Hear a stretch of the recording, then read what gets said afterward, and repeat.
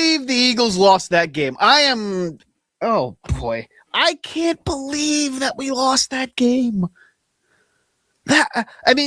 Listen.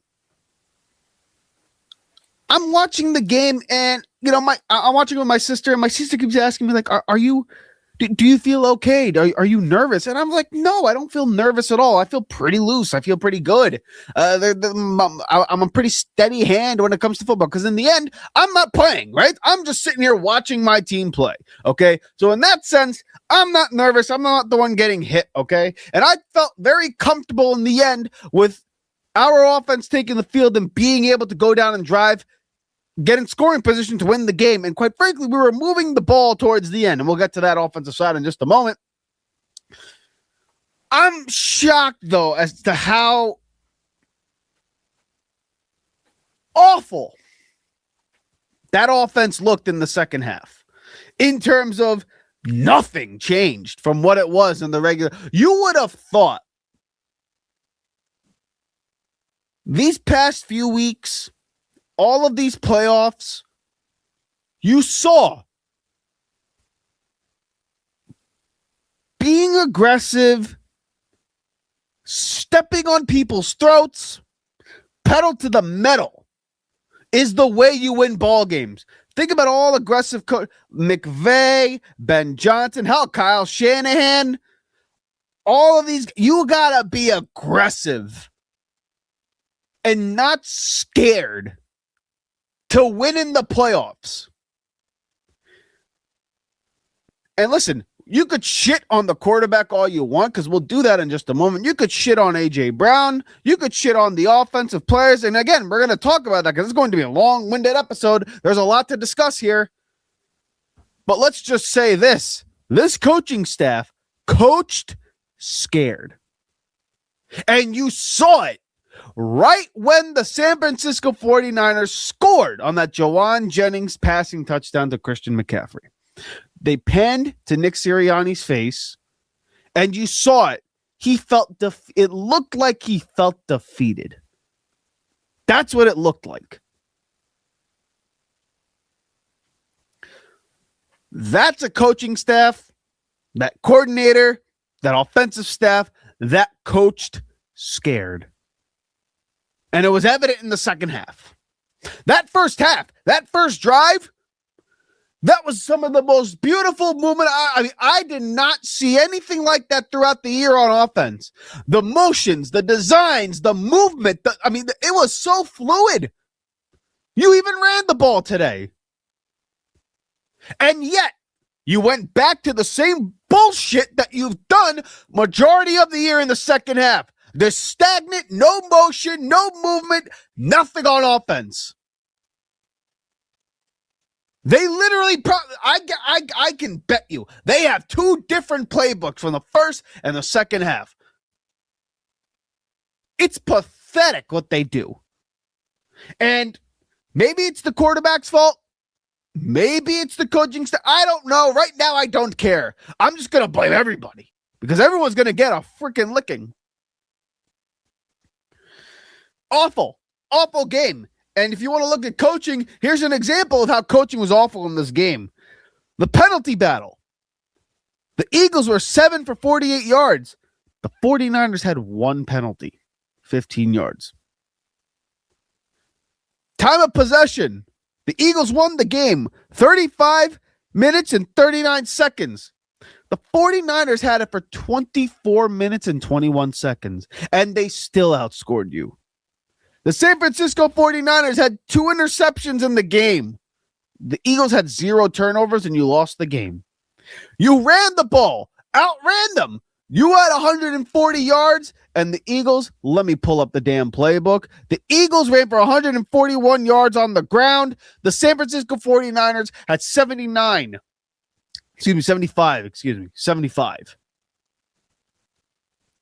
So you outran the San Francisco 49ers.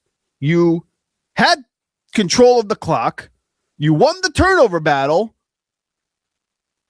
All the things that you would want to do as a philosophy in the coaching staff of Nick Sirianni. And yet you still lost the game. You lost the game.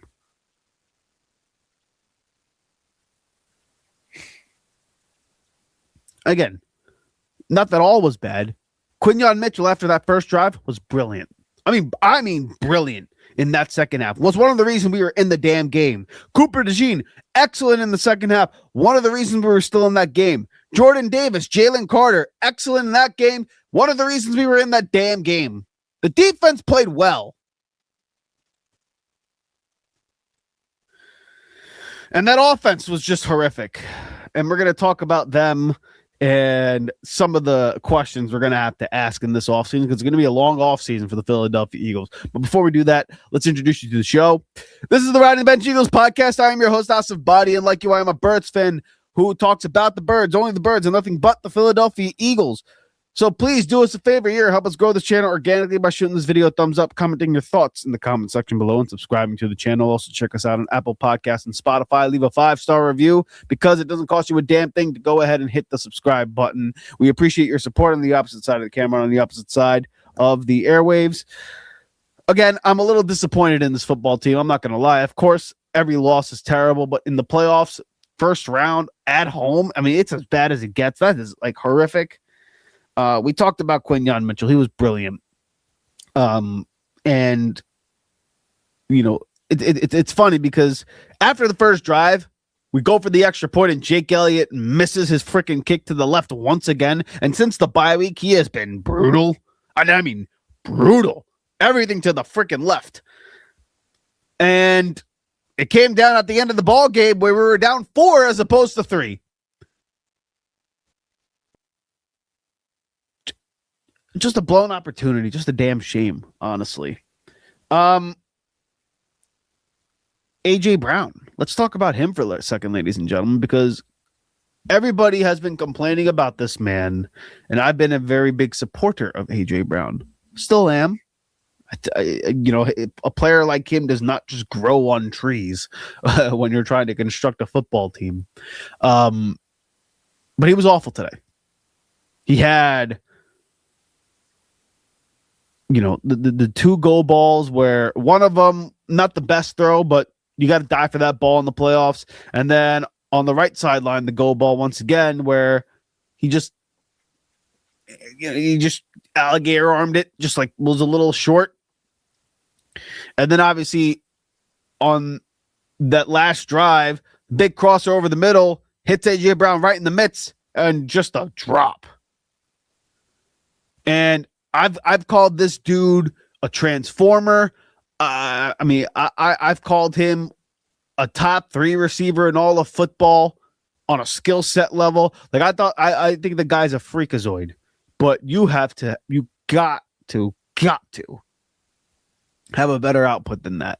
And at the end of the game, in the locker room, he declined to speak to the media, dapped up some teammates, and was out the door. And just like that, we're probably going to see A.J. Brown not be in a Philadelphia Eagles uniform anymore. Just like that, the best wide receiver to walk into your building, yes, including Terrell Owens, is going to be out of the building. And it's a damn shame because he is one of the key reasons why this team over the past 3-4 years has been a Super Bowl contender. His first year here in 2022, he was part of the offense that got us to the Super Bowl. 23, while it was a collapse year, he had the franchise record in yardage. Had that 6-game stretch of 125 plus yards, NFL history. A record holder. Last year, while not necessarily a key contributor in terms of the numbers, when we needed big plays in the passing game, we would go to him and he would provide it.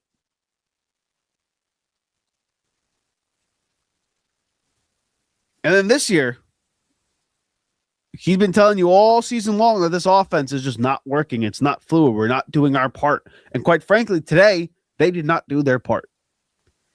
And today, ironically enough, he was one of the reasons why. And like I said, I have been a supporter of him all season long. And now fans are going to really they're going to smell blood in the water and they're going to kill him on social media. And quite frankly, I'm going to have nothing to say. I can't defend him, at least for this game. And the Eagles, as an organization, are going to scapegoat him. They're going to ship him off to a team for a draft pick or two. And that's going to be it. And then in a few years, what's going to end up happening is Eagle fans are going to wonder why we don't have a wide receiving core that's good enough to be able to compete with other teams. And then you're going to look back at this year and say, yeah, we had A.J. Brown in the building and we couldn't keep him happy. And we decided to blame him, scapegoat him, and trade him off. So in a sense, I'm going to say this as a warning. Be careful what you wish for. Because you're going to trade A.J. Brown, and I mean the Philadelphia Eagles organization, and fans are going to cheer. They're going to be like, oh, yeah, we got draft picks and all that stuff. Great. Be very careful what you wish for. You don't let talent like that just walk out the building. And yes, he was pouting all year. Yes, he was upset. But I don't know if it was because of the quarterback. I don't know if it was because of the coach. I don't know what the reason was, other than the fact that the offense stunk.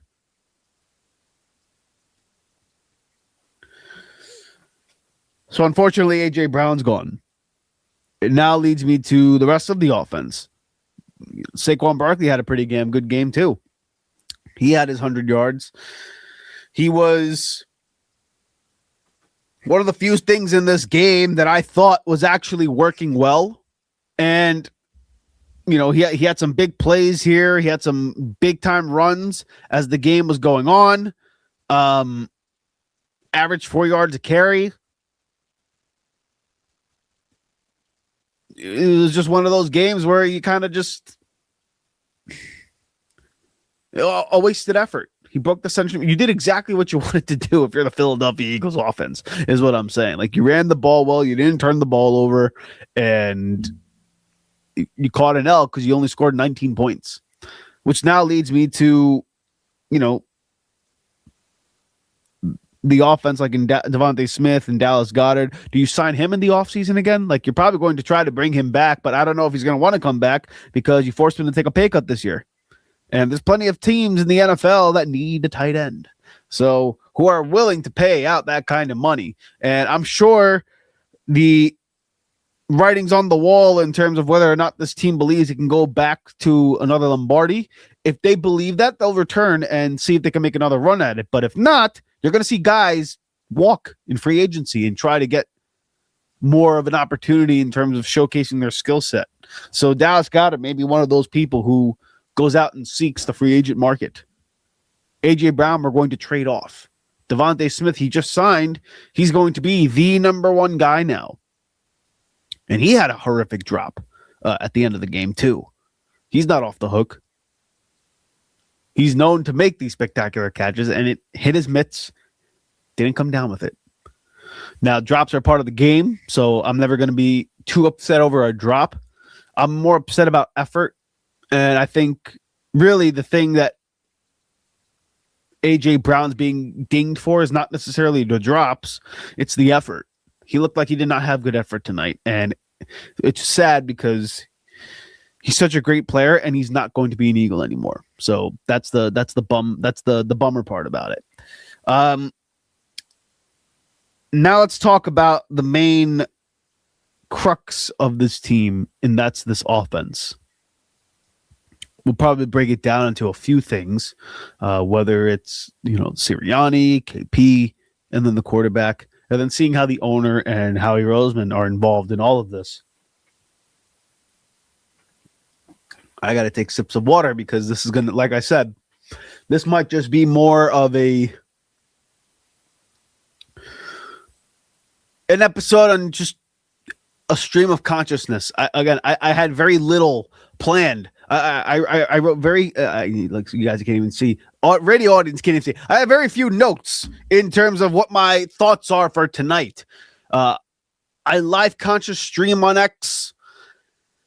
That's about it. I mean, like tonight is a night where it's not about my anger on how he lost, although that's part of this too. Losses happen. It's how you lost. It's what this means for this team. The wasted opportunity that this team squandered. It's a squandered opportunity. And it's at the doorstep of the organization and the quarterback, okay? Let's start with the organization in the sense that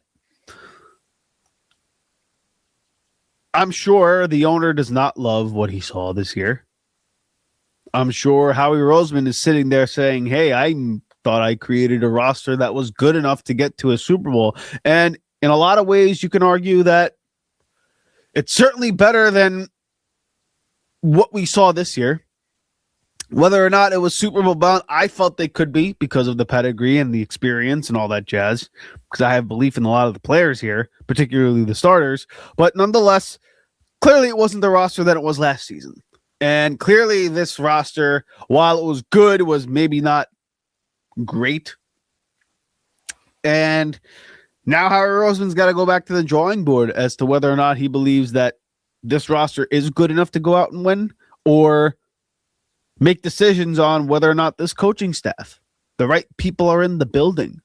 And I don't mean Nick Sirianni. I mean like quarterback coach, offensive coordinator, wide receiver, like all the positional coaches, all the other ancillary staff that involve the offense. Does he have to make a decision there? I'm sure Jeffrey Lurie is going to have a conversation with head coach Sirianni and Howie Roseman and the rest of the staff and the rest of this crew and figure out what exactly was the problem. Which now leads me to Sirianni and Kevin Patullo, because quite frankly, I know everybody wants to blame the quarterback, and we'll get there. And people are going to say that he played awful today. I thought he didn't play awful, but he certainly wasn't great. But time after time, this whole year, this offense could never put 4 quarters of football together. Like never. Never did it put 4 quarters of football together. And when it did, it was against teams like the Raiders, the Commanders, not even the Commanders, the Giants. They just could not get anything going. And having a first-time play caller with as talented of a roster as you had this season is coaching malpractice. And if it's true that the organization gave Nick Sirianni the autonomy to pick the coordinator for this season, then it's a freaking objective failure on Nick Sirianni to put this guy in charge of the offense. Again, quarterback play aside, and we'll get to him, like I said, in a moment. Sirianni and KP. I've called it before. Now my phone's going off about the Sirianni thing. They're dinguses. That's the word I describe him as. Dingus. I think those two guys are foolish in terms of offensive design and play calling. People are going to look at what he did in Indianapolis, he being Sirianni, and say he did so well with Phillip Rivers. Well, Frank Reich was the one calling the plays over there. It is his offense. Nick Sirianni didn't call. And of course, every coordinator is going to love Phillip Rivers. You want to know why? Because he has the autonomy and he has the ability to get you out of a bad play call. And you've given him that opportunity to go out and get you out of a bad play call. In my opinion, now I don't have super facts about it, but I do have some numbers. When it comes to this offense with Phillip Rivers, when he was running it back in the day, seconds per play. That's the number that I have here. And basically, it's the time that it takes for the play caller to get the play call in, the quarterback to get to the line of scrimmage and get a snap in with the play clock, okay? It's a little bit of a I don't want to say a convoluted stat, but it's a stat that just tells you the efficiency of getting the play in on time and stuff like that. Now, part of that's play caller, part of that's quarterback, part of that's the, familiarity with the offense. Phillip Rivers ran this offense in 2020, right? With Frank Reich and Sirianni. That was the last time Phillip Rivers in his prime ran it. 28.9 seconds per play. That was 12th in the NFL, meaning he got to the line of scrimmage and out of the huddle at a very, very fast pace.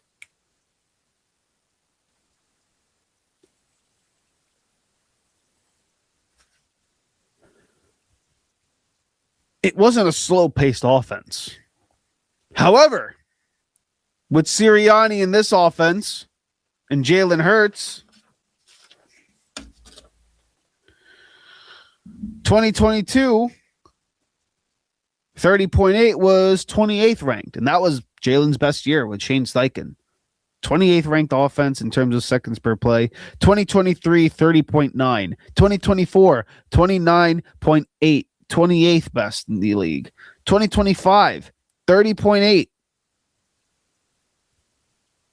28th best in the league in terms of getting the play in on time. It's one of the slowest offenses in the league. Now, to me, what does that tell me as a fan?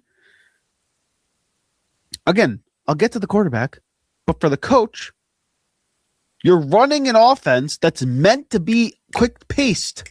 It's meant to be fast. It's meant to be almost a pseudo no-huddle type offense. And consistently, you're getting the play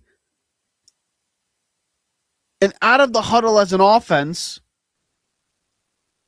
out so late in the play clock, you can't even make adjustments if you had to. And again, be as critical of the quarterback as you want. When this offense was more paced, ran more no huddle, that's when the offense started to flow. That's when the offense would actually move the ball. You even saw it in the 49er game today. When the offense started playing with a little pace like they did in the first drive, didn't it feel like they got out of the huddle quicker than usual? With like 15, 17 seconds left on the play clock? Put more motion in, more movement pre-snap. That's when the offense was moving. And there's a quote from Sirianni. Again, forgive me, I might be paraphrasing here and I might be out of context when I say it, but from what my recollection is, this is what I remember him saying along the lines that when, in regards to helping Kevin Patullo call plays, when he hears a play call that he doesn't like, he just goes, ugh, on the play set. And he starts being more involved in the offense, particularly in the second half. And time after time, game after game, throughout this entire season, what have we seen this offense do? A majority of the second half. Sputter. Get off the rails. Completely collapse. Bumbling, stumbling, fumbling. 0 for 7 in the second half. 0 for in second halves. Passing the ball. Again, I'll be critical of the quarterback in just a few, but you cannot tell me that the coaching staff has zero responsibility for that. Because just last season, the thing that was reported, he being Sirianni and this offensive coaching staff, primarily involved in the first 20 to 25 scripted plays of the game. And time after time last year, they were awful the first 30 plays of the game. And then it wasn't until the second half or that second spurt of play call where Kellen Moore took over that this offense started moving the ball. Again, If it walks like a duck, quacks like a duck, acts like a duck in that particular instance, I am not going to tell you it's a mongoose. That has to be part of this equation here. So Sirianni being involved in the offense sputters it because he is a guy who, again, I'm not trying to character assassinate the man because I believe that overall he is a really damn good coach. He has won a Lombardi Trophy for us, and he does a lot more good than bad in terms of managing our injuries and managing a majority of the games throughout his career and how he handles this organization in terms of playing the political game properly. I think he does a really good job of that. I think that does mean something, especially in today's NFL. It means something. Maybe it's selfish on, fans' part, but for his sake, he's doing what he's got to do to keep his job. So kudos to him in that sense. But in terms of being an offensive-minded guy, the guy has no feel for calling a game or whatnot. And you even saw it with the game with Tanner McGee. They got the guy or the type of prototype of quarterback that everybody tells me is exactly what you wanted for the Sirianni Kevin Patullo offense. Albeit backups, I get it. And yet it still looked the exact same. It still looked like it was sputtering. It still looked non-existent in the second half. It still looked awful and bland and stale. That's a reflection of the offensive design and the coaching staff. And then Kevin Patullo, again, no feel for play calling because he's never done it in the history of his career. Again, I want you to have this context. He's been in the league for damn near 20 years. Call it 15. I don't know. 15 to 20 years. And he's only had 2 jobs that were worth a damn as like a quarterback's coach or a pass game coordinator. Other than that, he's been like a quality control coach. And this year, he became the offensive coordinator. Out of the blue. Never called a game in his life. Not high school, not college, not Pee-wee. Never called a game in his life. And now he has the keys to the Ferrari of what is this accumulation of talent on the offensive side of the ball. And you saw today the difference in what a true offensive play caller is in Kyle Shanahan. And again, he's one of the best. I've been critical of him, but I am not going to sit here and say that he's not a great play caller. Kyle Shanahan's excellent. And then you saw the difference with what Kevin Patullo brings to the table. Did not improve the offense in any way in terms of making the quarterback better. He did not make the running game more efficient. There was no creativity outside of the first 2 drives. Outside of the first drive, I'm not going to give him the first 2. The first drive of the game, that was play calling. That was brilliant. That was scripted. That was planned out. Doesn't require feel. It just requires studious intake. But in terms of feel for the game, understanding situations, knowing when to run, when not to run, when to go inside, when to run outside, left, right. I mean, all these things that you need to understand as a play caller that are rudimentary, he doesn't have a feel. He doesn't. And Sirianni put that guy in charge, and that guy, God bless him, was just not good. Not good.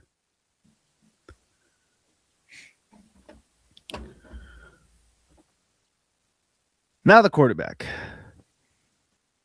Jalen Hurts. My guy. I'm wearing the man's jersey. Super Bowl MVP. We have not had a clip of winning like this in the history of our franchise until this guy walked into the building. Now, whether you say it's because of him or not, that's neither here nor there. The point being is he's here with Sirianni and this roster, and you've gone to 2 of the last 3 Super Bowls, been to the playoffs every year. That means something, okay? And for the most part, in big games, he rises to the occasion. He does. We've seen it in 2 Super Bowls. We've seen it in big moments in his career, big drives. Hell, tonight, I thought we were going to get one of those moments again, where on the final drive, he's driving down the field, and he is throwing the ball in some of these guys' mitts, and we talked about it before. They dropped the damn football. And then the last play, the 4th down, threw it into Dallas, got a triple cover. There was nobody open. Anyone who tells me that there was somebody open, again, look at the tape. There's nothing there. But, I mean, tonight's game, what did he do? 20 of 35 for 168 yards and a touchdown. Now, again, I think it's tough to overcome poor coaching because I think that's what he's been exposed to, poor coaching. And the constant revolving door that is a play caller and an offensive voice in your ear every single year, even since college, that can't help somebody's development as a quarterback. It just doesn't. The reason why you don't see guys like what people were talking about for a brief period of time in this quarterback discussion with Phillip Rivers coming off the couch, being able to run the Steichen offense, it's because he's ran that offense for a damn near half of his career. He runs that offense in high school as a coach. Now, I know this because my buddy, Justin Alfiero, who runs the Riding the Bench Colts podcast, go check it out if you're just a football fan. He's very, very good. He talks about it. The reason you don't see quarterbacks like Phillip Rivers being able to go to the line and command the offense the way you saw back in the day with Drew Brees, Ben, Brady, Manning, Brees, Phillip Rivers. You heard Kirk Cousins talk about the disguising of defenses and stuff, but at the same time, the development of quarterbacks today, because the time is now. You don't have time to sit there and wait for development to occur because you need results immediately. Coaches are just going to run offenses that fit the skill set of a player, and they're going to run a simplistic college-style offense.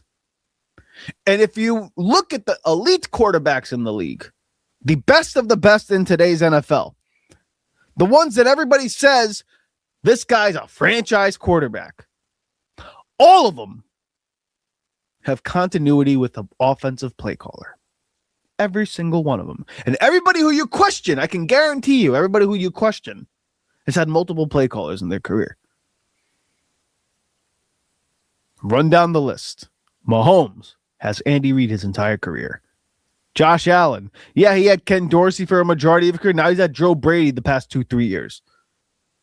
Lamar Jackson had Todd Monken, who I'm not aware of if he's been fired from that coaching staff. Zach Taylor and Joe Burrow.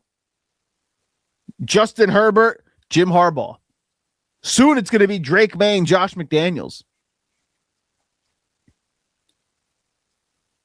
Soon you're going to look at it and say Dak Prescott and Brian Schottenheimer. You see it with Jaden Daniels and Cliff Kingsbury, who's probably going to be gone this year.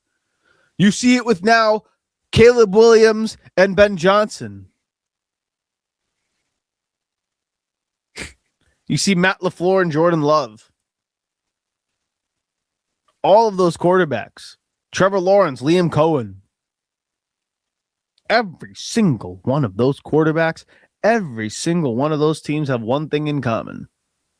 That coordinator, that play caller has been in that quarterback's ear consistently with no change for more than a year and a half. And to defend Jalen Hurts in this instance, the one time he has had that was 2022 with Shane Steichen, and it was the best year of his career. So call it what you want. The lack of consistency in the play caller has stunted the man's growth at quarterback. Now, in regards to his actual skill set of quarterbacking, this is where the conversation gets a little different, because in the end,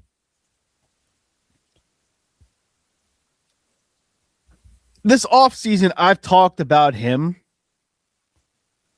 having the resume and having the pedigree of a top 5 quarterback. I've put him in that elite category.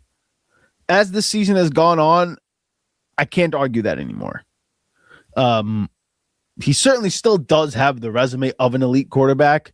He doesn't have the same skill set as these elite guys have. And I forgot to mention Sean McVay and Matt Stafford as a duo that's had continuity. Brock Purdy and even Kyle Shanahan. Again, now I'm getting off track here. The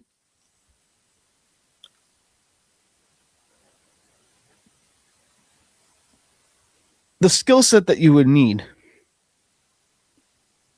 it's not necessarily one that he possesses, in terms of being an elite arm talent with elite footwork to be able to carry the franchise on his shoulders and being the, as some fans call it, the great eraser of problems. In that sense, I can't argue that Jalen Hurts is able to do that. However, I will say that there are things that he does at an elite level that I don't think he gets appreciated enough for. I think he actually is a really good decision maker for the most part. Outside of that Chargers game where he was awful and a few instances here or there, I think Jalen Hurts throughout his career is a really good decision maker on the field. I think he has an elite feel for the game where if he knows something's working, he can harp on it and just beat it to death until it doesn't. And he'll swallow his pride and say, you know what? If my defense is rolling, I'll play the battle of field position and punt it off, because I know turning the ball over is going to cost us the game here.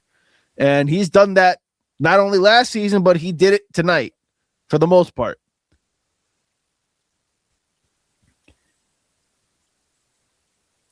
He's been a playmaker throughout his whole career. And when shit hits the fan on a previous play, he's got the Eli Manning category of amnesia, and he's able to just fight through it and believe, hey, that play has no outcome for what I'm going to do next.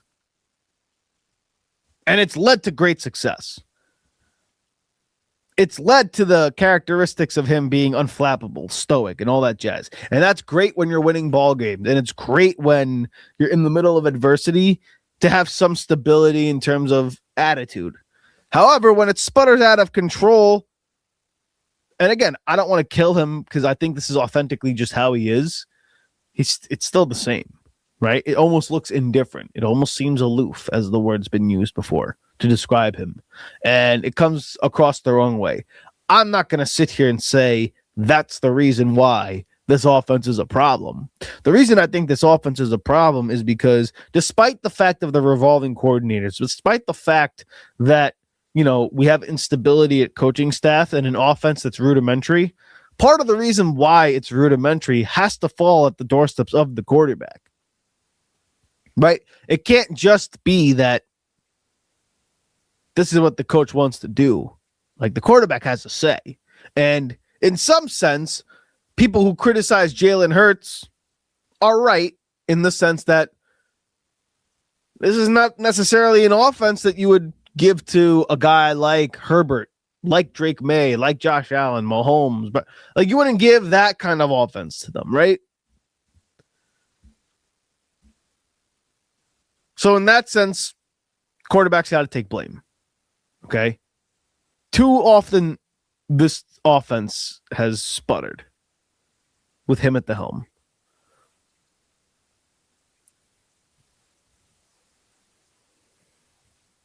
Will they extend him in the offseason? I don't know. I think this team, as much as I've been a supporter of Jalen, I think the organization themselves have told you that despite the success we've had with this guy, I don't know if they truly, truly want him to be the guy. When they brought Sirianni in, he was originally brought in to help out Carson Wentz. But Carson Wentz wanted out. And they traded him. And they got all those draft picks in the haul that they got. And it ended up working out in the end for them because you got the Super Bowl that you were seeking with Carson in Jalen Hurts. But it wasn't. The Jalen Hurts was not part of the plan. And you got to tip your cap to Jalen because he basically forced the hand of the organization to say, hey, what are you going to do now? I just took your team to a Super Bowl and I went drive for drive, point for point with Patrick Mahomes. You got to pay me $250 or I'm walking. And they did. And he got that big contract. And he ultimately did capture a Lombardi trophy for us. And now you look at today's game and this whole past season where you're watching this offense and you're wondering, why does this offense always look so stagnant? And maybe it's the style of play. Maybe it is the fact that he's only 6'1", that he doesn't have a cannon of an arm, that the problem is that his anticipatory throwing skills are not the most ideal unless it's a go ball. In that sense, you have to wonder that maybe this team believes that it would fare better with a different quarterback or a style of quarterback, because every backup that we've given Jalen Hurts has been one that is a pocket guy, except 2024, which I believe Kellen Moore has a little bit more of a say in that. 2023. 2023 had Brian Johnson, where we had Marcus Mariota as the backup. Every other year, though, we've had a pocket guy as a backup. And I think that gives you a little bit of insight as to what exactly this team believes they want to do at quarterback.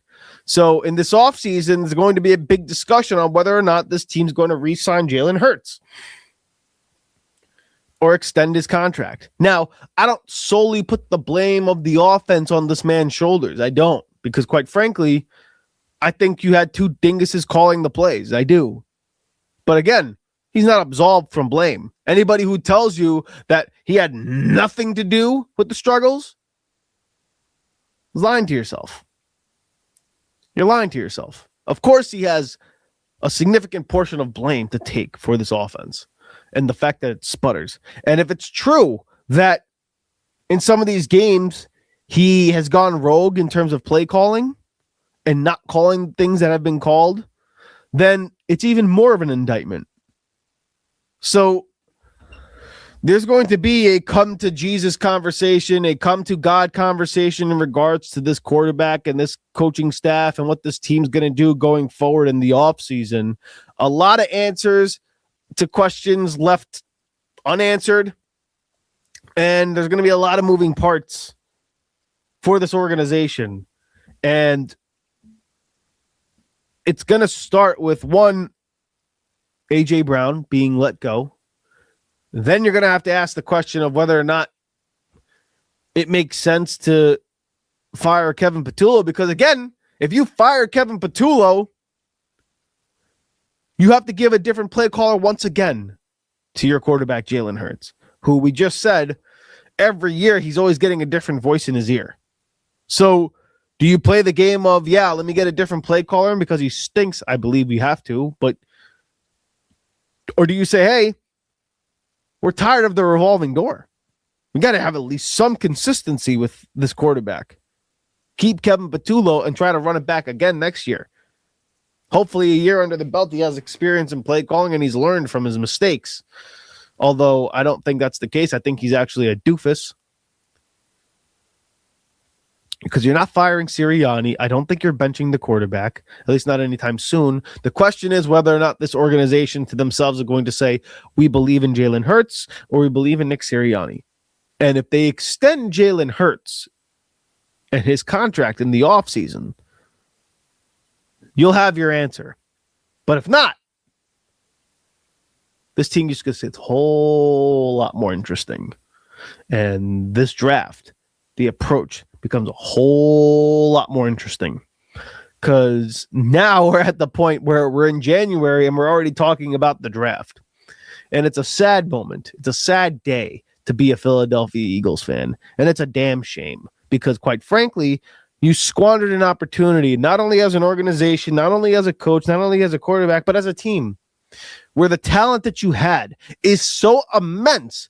People thought that with just the right execution that you could win any game you play. You could dominate any game you play. And this season was so underwhelming on the offensive side of the ball. It was damn near offensive. And now the question we have to ask ourselves is whether or not this Super Bowl window that the Eagles have, has it been shut or is it still slightly ajar? This offseason is going to answer that question. But for right now, if what we believe as Eagle fans is true, more likely than not, you're going to lose A.J. Brown because you're going to get rid of him. You wonder the status of Lane Johnson. You wonder the status of Cam Jurgens and Landon Dickerson. You wonder the status of Reed Blankenship. What you're going to do with Jalen Carter and Jordan Davis. Whether or not you sign back Jalen Phillips. What are you going to do with Dallas Goedert? What are you going to do at cornerback 2? What are you going to do with Nakobe Dean? Moro Ajomo? I mean, all these guys got expiring contracts for the most part. But no, we are still a Super Bowl caliber team. Not right now because you just got bounced. You're not that anymore. The prestige is gone. You got to start from the ground up now. And you have to answer some really, really tough questions. And it sucks. Because this year's NFL was wide open. Wide open. And in today's game, even in today's game, you had the opportunity to go out and win the game, and you couldn't. You just flat out couldn't. And that's the most disappointing part about this loss. The Niners didn't even play great. It was a squandered opportunity. Damn shame. It's a damn shame. And it's going to be a long offseason for the Eagles and the Eagle fans. Yeah, you got your Super Bowl last year, and deep down, we probably were, I know me, some episodes in the offseason, I talked about how, this season was going to be just full, like in terms of the expectations that we would have. It's not necessarily something that was high. Like, I wasn't going to be disappointed if he didn't win the Super Bowl, but damn it, to lose in the first round of the playoffs is awful. It's a terrible feeling. Jeez. But yeah, I think that's been long-winded enough for now. I'm out of juice. We'll talk about more about this football team and some of the deeper diving topics because now this offseason is so damn interesting. But for now, we got to sit with this loss for a little bit, digest it, and we'll see where we go from here because I'm going to be curious as to what these players are going to say at the end of their press conferences because I haven't watched them yet. I want to see what the exit interviews look like. I want to see what the film looks like on the All-22. A lot to look up, a lot to look at, and a lot to discuss about this Philadelphia Eagles football team. But that's for another episode and another time. So we thank you for listening to the Riding the Bench Eagles podcast, and we'll see you back here next time. Hey, thank you so much for watching the Riding the Bench Eagles podcast. If you want to continue to support the channel, please hit the like and subscribe button down below. Also, check us out on Instagram and TikTok at Riding the Bench Eagles Pod. We're also on Apple Podcasts, Spotify, iHeartRadio, you name it, we're on there. Thank you so much for listening, and please join us next time here at the Riding the Bench Eagles Podcast.